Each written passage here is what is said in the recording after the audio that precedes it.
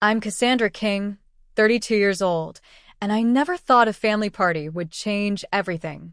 It was our annual fall festival gathering at a ranch in Boise, Idaho, a big deal for my family, with everyone showing up to eat, laugh, and pretend we're perfect. I'd shelled out $25,000 to make it happen, covering everything from the catering to the decorations. Why?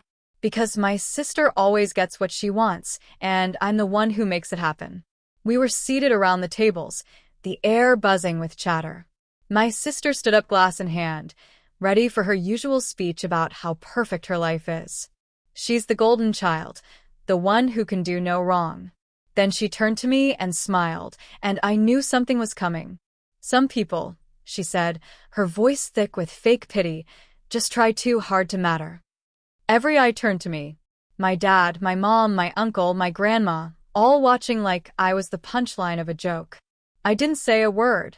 My heart was racing, but my face stayed calm. I stood up, pulled out my phone. Everyone thought I was just stepping away, but I opened an app, tapped once, and sat back down. 5 minutes later, my sister's phone buzzed. She looked down. Her face went pale. The whole table went silent. My dad leaned toward me and whispered, "What did you just do, Cassandra?" I smiled and replied, "I'm done." The look on their faces, priceless. And they had no idea what was coming next. If you've ever felt like your family takes you for granted, hit that subscribe button and share the story. You won't believe how this ends. You're probably wondering why I was the one footing the bill for that fall festival party. $25,000, no small change. It wasn't just about the party. For 2 years, I'd been covering my sister's entire lifestyle. Her rented studio for Instagram photo shoots, her designer bags, her car payments. You name it, I paid for it. Why? Because my parents made it clear that's what family does. Or rather, what I was supposed to do. I'm a CPA, a number cruncher who lives in a one-bedroom apartment in Boise, Idaho. I budget every penny, skip vacations, and drive a 10-year-old Honda to make ends meet. Meanwhile, my sister lives like she's some kind of celebrity. She's an influencer, always posting about her perfect life, her perfect outfits, her perfect everything. And me, I was the invisible one, the one who made it all possible. Every month, I get calls from my dad or my mom, their voices heavy with guilt trips. "Your sister's building her brand," they'd say. "She needs your help. Don't let her down." I'd bite my tongue, transfer the money, and watch my savings shrink. It started small, a few $100 here and there for her content creation. Then it snowballed. By last year, I was covering her rent, her credit card bills, even her gym membership.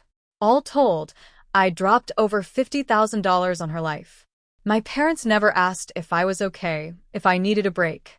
They just kept pushing, saying she was almost there with her career, that I was the stable one who could handle it. Stable. That's what they called it. I called it being taken for granted. At the party, it wasn't just about the money. It was the way everyone acted like my sister was the star while I was just the bank. My uncle, a retired Marine who always spoke his mind, was telling some old war story to a group of cousins. My grandma, who watched everything but said little, sat quietly, her eyes flicking between us. My aunt, my dad's sister, who knew more than she let on, sipped her drink and stayed out of the spotlight. Meanwhile, my sister was holding court, her husband nodding along like her biggest fan. She stood up, phone in hand, snapping selfies for her followers. "Just hit 20,000 likes on my last post." She bragged, her voice loud enough for everyone to hear. That's what hard work looks like. Hard work. I wanted to laugh. Her hard work was posing in front of a camera while I paid for the lights. Her husband, a car salesman who barely made his quotas, chimed in. "She's killing it out there." Killing it sure on my dime. I sat there, my plate untouched, feeling like a ghost at my own family's party. Nobody asked about my job, my life, my plans. It was always about her. Always. The worst part, my parents were in on it.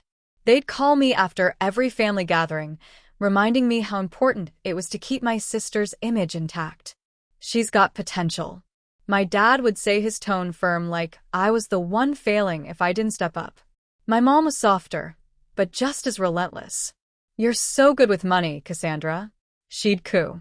"You can afford it." Afford it? I was barely holding it together, skipping my own bills to cover hers, but they didn't care.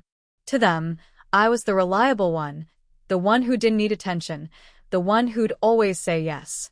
I'd tried talking to my sister about it once, maybe a year ago.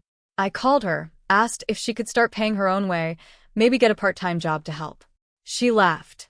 Actually laughed. "Cassandra, I'm building something big," she said. "You wouldn't understand. Just keep doing what you do best." What I do best. Apparently, that was being her personal ATM. Her husband backed her up, saying I should be proud to support her brand. I hung up, feeling smaller than ever. Looking back, I don't know why I kept going along with it. Maybe I thought that's what family meant, sacrificing for each other.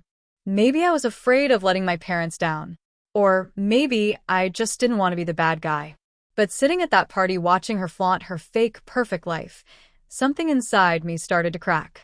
I'd spent years being the one who held it all together while she got the applause. And for what?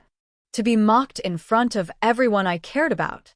The air at the fall festival party felt like it had been sucked out of the room the moment I canceled that $10,000 payment.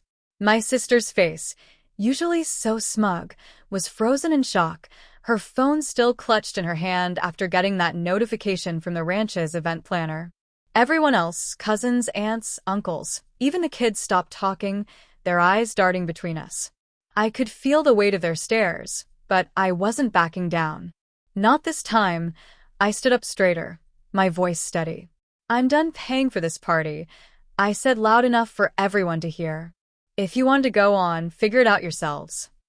My sister's jaw dropped, and for once, she didn't have a snappy comeback ready. Her husband, always quick to play her cheerleader, jumped in first. "Cassandra, you can't just do that." He snapped, his voice sharp with panic. "This is a family event. You're making us all look bad." Look bad. I almost laughed. They'd been happy to let me foot the bill, but now I was the problem. My dad leaned forward, his face tight with disapproval. "Cassandra, this isn't the time or place." He said, his tone low but firm, like he was scolding a child. "You're ruining the day for everyone." My mom chimed in, her voice softer but no less cutting. "We raised you to be better than this. Think about your sister. Think about her." That's all I'd been doing for years. And where had it gotten me? Nowhere. Just a smaller bank account and a family that didn't even see me. My sister finally found her voice, her words dripping with desperation. "Cassandra, you can't just pull the plug like this," she said, stepping closer, her eyes wide. "Do you know how much this party means to me? To all of us? You're embarrassing me in front of everyone." Embarrassing her. After everything I'd done, she had the nerve to make this about her image. I shook my head, my hands clenched at my sides. "Jill, maybe you should have thought about that before you decided I don't matter," I said, my voice calm but cold. Her face flushed, and I could tell she wasn't used to me pushing back. Her husband stepped in again, pointing a finger at me. "You're being selfish, Cassandra," he said. "You know how hard Jill works on her brand. You can't just sabotage her like this." Sabotage. That word hit me like a slap. I'd been the one keeping her so-called brand afloat, and now I was the villain. I opened my mouth to respond, but before I could, Uncle Edward's voice cut through the tension like a knife. "Enough," he said, standing up, his retired Marine posture, commanding the room. "Cassandra's right. She's been carrying this family for too long, and all you do is take. Maybe it's time you all figured out how to stand on your own 2 feet." His words hung in the air, heavy and undeniable. A few cousins shifted uncomfortably, avoiding eye contact. My sister glared at him, but she didn't dare argue with Uncle Edward. He wasn't the type to back down. Grandma, who'd been silent the whole time, finally spoke. "It's about time someone said it," she said. Her voice quiet, but sharp, like she'd been waiting for this moment. Her eyes met mine, and for the first time that night, I felt seen. Not as the bank, not as the reliable one, but as me. Aunt Cynthia, sitting nearby, didn't say a word, but I caught her watching me, her expression unreadable. I wondered what she was thinking, but I didn't have time to figure it out. My dad tried to regain control. "This is a family matter," he said, raising his voice. "We don't air dirty laundry in front of everyone. Cassandra, sit down, and let's talk this out." Talk it out. I'd tried that before, and it always ended the same way with me giving in. Not anymore. I looked at him, then at my mom, who was nodding like she agreed with him. "There's nothing to talk about," I said. "I'm done being your solution to everything." My sister's voice cracked as she tried one last time. "Cassandra, please," she said, almost begging now. "Just pay the balance, and we'll sort this out later. Don't ruin this for me. Ruin it for her." That was the last straw. I grabbed my purse, my hands shaking with a mix of anger and relief. "You've got it all under control, Jill," I said. "You don't need me." I turned and walked out past the tables, past the stunned faces, past the life I'd been propping up for years. As I headed to my car, I heard my sister calling after me, her voice fading into the background. I didn't look back. The party was their problem now. And for the first time in a long time, I felt like I was finally standing up for myself. But what I didn't know was that this was just the beginning.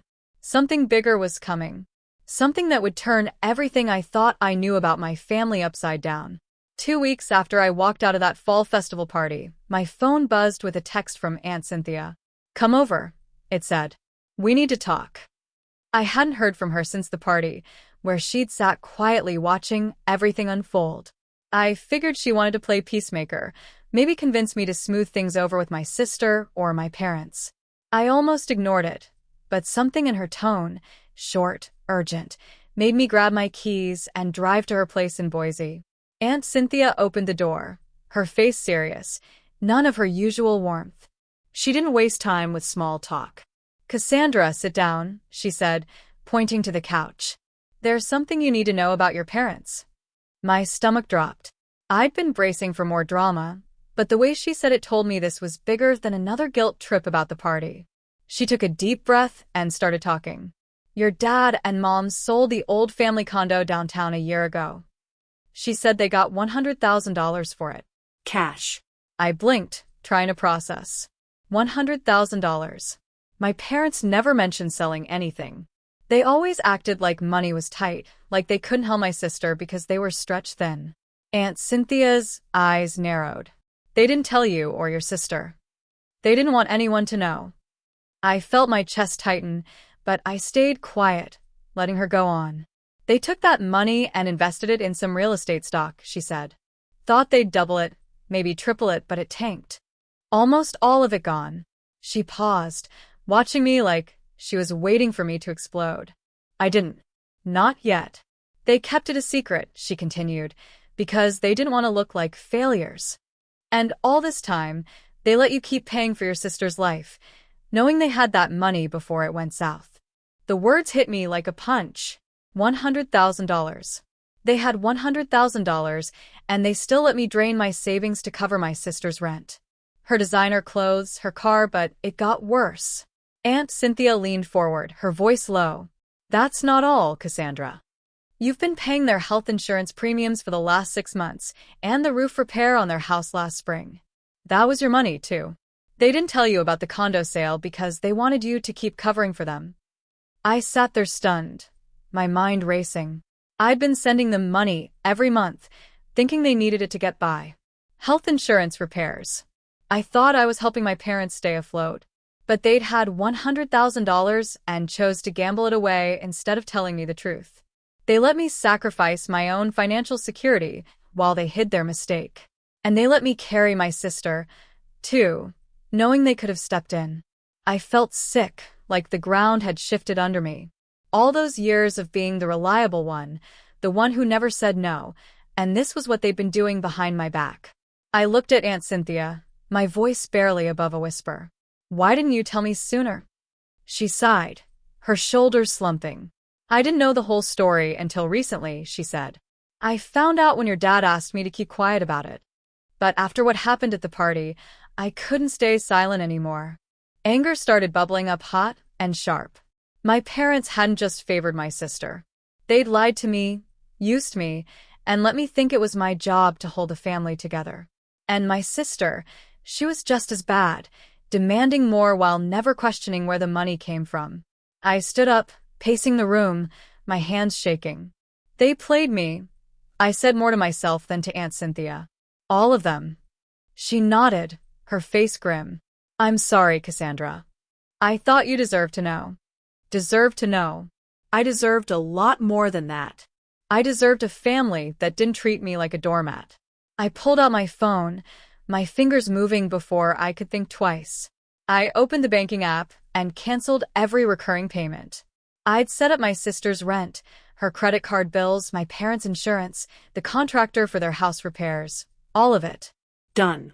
Then I sent a group text to my sister, my dad, and my mom. I'm done paying for any of you. You're on your own. My phone lit up almost instantly. A text from my sister. Cassandra. What's wrong with you? You can't do this. Fix it now. I stared at the words, her desperation practically jumping off the screen. Fix it. She still thought she could snap her fingers and I'd jump. I didn't reply. I turned my phone off and looked at Aunt Cynthia. I'm done, I said. And, for the first time, I meant it. Not just the party, not just the money. I was done with all of them. Aunt Cynthia didn't try to stop me or talk me down. She just nodded like she understood. You're stronger than they give you credit for, she said. I didn't feel strong. I felt betrayed raw, like someone had ripped open a wound I didn't know I had. But I also felt something else, a spark of resolve. I'd spent years trying to keep my family happy, but they'd been playing me the whole time. No more. As I drove home, my mind kept circling back to that $100,000. My parents could have helped my sister. They could have eased the burden on me. Instead, they chose to hide it to let me carry the weight while they chased a bad bet. And my sister, she was complicit, happy to take without asking questions. I wasn't just angry, I was done being their safety net. What happened next would show them exactly what that meant. A month after I sent that text telling my sister and my parents they were on their own, the fallout started hitting them hard. I'd cut off every payment: my sister's rent, her credit card bills, my parents' health insurance, their house repairs. For the first time, I wasn't bailing anyone out, and watching them face the consequences felt like taking a deep breath after years of holding it in. My sister and her husband got slapped with the unpaid $10,000 bill from the ranch for the fall festival party. They thought they could charm their way out of it, but the event planner wasn't playing games. When they couldn't pay, the planner threatened to sue. I heard from a cousin that they started selling off their fancy stuff, her designer handbags, his golf clubs, even the custom furniture in their downtown Boise apartment. By the end of the month, they'd moved out of their sleek Instagram-worthy place and into a cramped one-bedroom on the outskirts of town. It wasn't the kind of address my sister would ever post about. She didn't take it lying down, though. She landed a job at a coffee shop downtown steaming milk and ringing up orders for minimum wage. But even that couldn't humble her. She'd show up to work in her last pair of designer sunglasses, acting like she was still living the high life. Her Instagram was a masterclass in denial-filtered photos of her coffee breaks captioned with nonsense about new beginnings and hustle vibes. She was still chasing likes, still pretending she was somebody, even as her world fell apart. I scrolled through her posts one night, not out of pity, but curiosity. It was almost sad, but I couldn't feel sorry for her. She'd made her choices, and now she was living with them. Her husband didn't handle it any better. He was a car salesman who relied on my sister's brand to keep up appearances.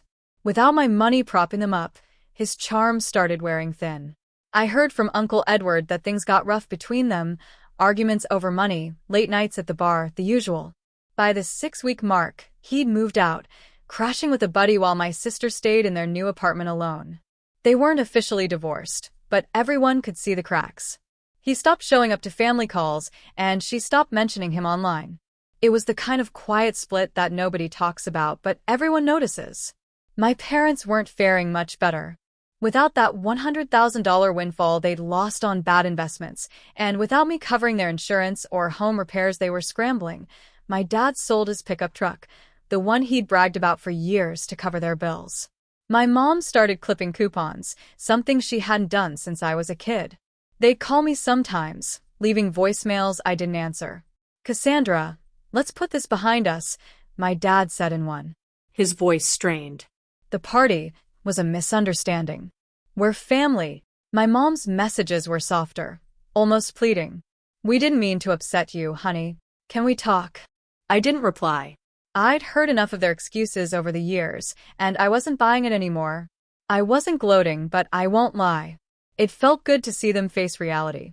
For years, I'd been the one making sacrifices, stretching my budget to keep them comfortable, while they treated me like an afterthought. Now, they were learning what it meant to stand on their own. My sister, who'd never worked a day in her life before, this was pouring coffee for strangers. Her husband was sleeping on a couch. My parents were selling off their pride to pay their bills. It wasn't revenge. It was just consequences. I kept my distance, focusing on my own life for once. I started putting money back into my savings, something I hadn't done in years. I even booked a weekend trip to Seattle just because I could. It wasn't much, but it felt like freedom. Uncle Edward called me one evening, his voice gruff but warm. "You did the right thing, kid," he said.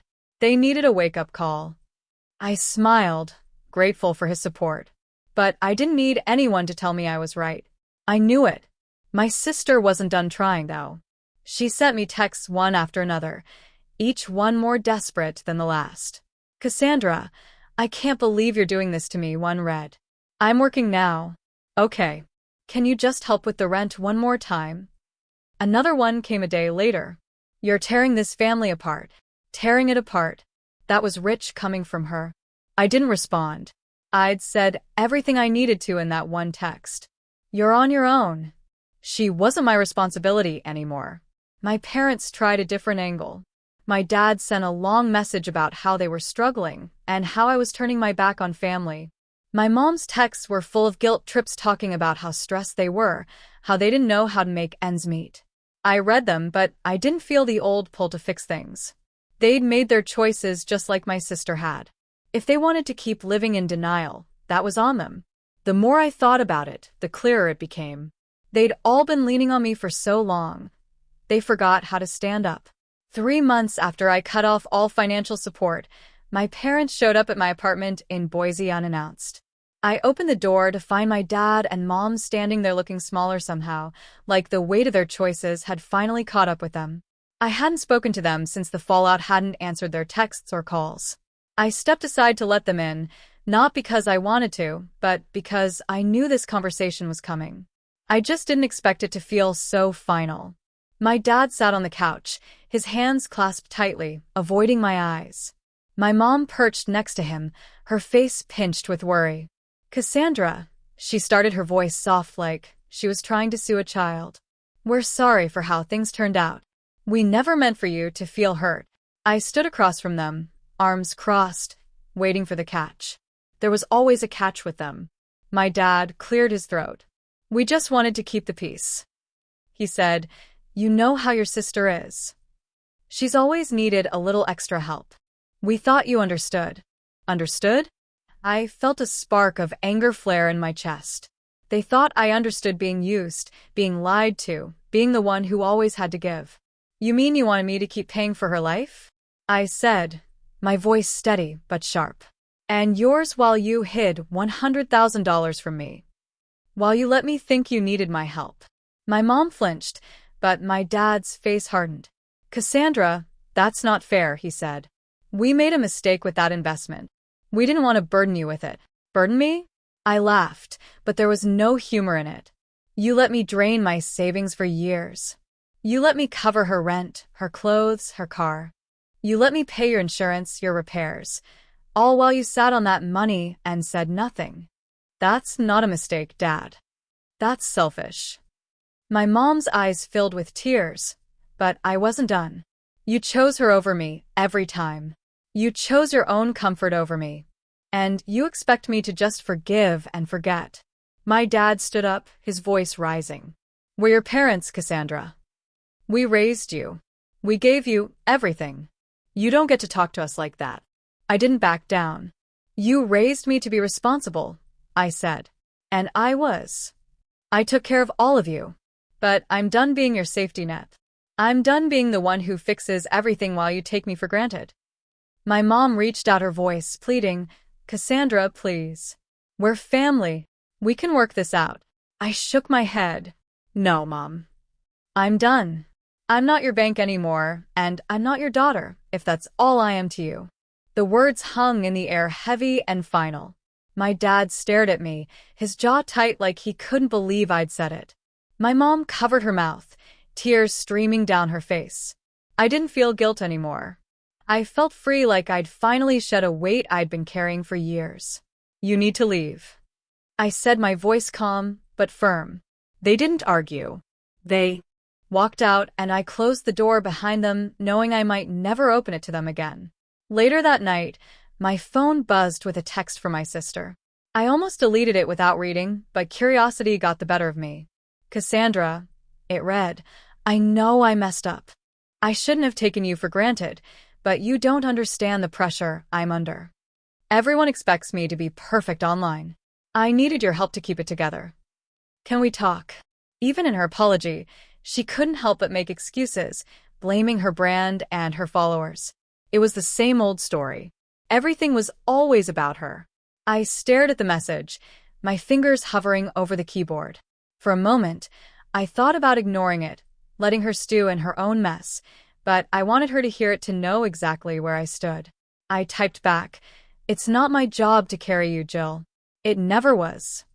I hit send and turned off my phone. Her words didn't pull at me anymore. I wasn't her lifeline, her ATM, or her backup plan. I was done. The next morning, I got a call from Uncle Edward. His voice was gruff, but there was a warmth to it I hadn't heard in a while. "Cassandra, I heard what happened with your parents," he said. "I'm proud of you, kid. You stood your ground. Not many people would have the guts to do that." I smiled, a real smile, the kind I hadn't felt in months. "Thanks, Uncle Edward," I said. "I just couldn't do it anymore." He chuckled. "Good. You're better than they deserve." His words stayed with me, a reminder that not everyone in my family saw me as a means to an end. Grandma had been right at the party. Someone needed to say it. Aunt Cynthia had been right to tell me the truth, and Uncle Edward was right to be proud. I'd spent years trying to hold my family together, but now I was choosing myself. It wasn't easy, but it was necessary. And as I hung up the phone, I knew the hardest part was still ahead, figuring out what came next on my own terms. 6 months after I told my parents and my sister we were done, my life felt like it finally belonged to me. I'd spent so long carrying their weight that I'd forgotten what it was like to just be me, a CPA in Boise, Idaho, who didn't owe anyone anything. I threw myself into my work, taking on new clients and even starting a side project helping small businesses with their taxes. For the first time in years, I was saving money for myself, not for someone else's dreams. I bought a new desk for my apartment, signed up for a cooking class, and started running in the mornings. It wasn't glamorous, but it was mine, and that was enough. My sister was still working at that coffee shop downtown. From what I heard through cousins, she hadn't changed much. She'd show up to her shifts in overpriced outfits she couldn't afford anymore, still trying to play the part of an influencer. Her Instagram posts were fewer, now mostly recycled photos with captions about resilience and authenticity, but I could tell she was clinging to the image she'd built. Even as it crumbled, she hadn't reached out since that last text, and I hadn't either. I didn't need her approval or her apologies. I was past that. Her husband, Daniel, was long gone. He left Boise a few months back, taking a job at a car dealership in Spokane. Nobody in the family had heard from him since, not even my sister. Their separation wasn't a surprise, but it was still strange to think about her alone in that tiny apartment on the edge of town. I didn't wish her harm, but I wasn't going to fix her life for her. She'd have to figure that out on her own. My parents were struggling too. Without my support, they'd had to tighten their belts. My dad picked up part-time work driving for a delivery service, and my mom started selling homemade crafts online. They didn't call me anymore, and I heard from Aunt Cynthia that they'd stopped showing up to family gatherings. They were too proud to admit they'd messed up, too stubborn to reach out without expecting me to cave. I didn't feel sorry for them. They'd made their choices, and I'd made mine. One evening, as I was going through emails, my phone pinged with a text from Grandma. "Cassandra," it read, "you did what no one else could. I'm proud of you." I stared at the words, my throat tightening. Grandma didn't say much, but when she did, it carried weight. Her message felt like a quiet nod, a reminder that I wasn't alone in seeing the truth. I typed back a simple "thank you, Grandma," and set my phone down, a small smile on my face. Uncle Edward and Aunt Cynthia had stood by me too, checking in now and then, but Grandma's words hit differently. They felt like closure. Looking back, I realized the biggest lesson wasn't about money or family drama. It was about standing up for myself. When family takes you for granted, setting boundaries isn't selfish. It's survival. I'd spent years thinking I had to keep everyone happy, that saying no would make me the bad guy. But saying no saved me. It gave me back my life, my choices, my peace. I wasn't angry anymore. I was proud of the woman I'd become, of the strength I didn't know I had. To everyone who's listened to my story, thank you for sticking with me until the end. It means the world to share this and know you're out there relating to the messiness of family and the power of choosing yourself. If this resonated with you, please hit that subscribe button and join our community. We're all about real stories and real lessons, and I'd love to have you along for the next one. Thank you truly for being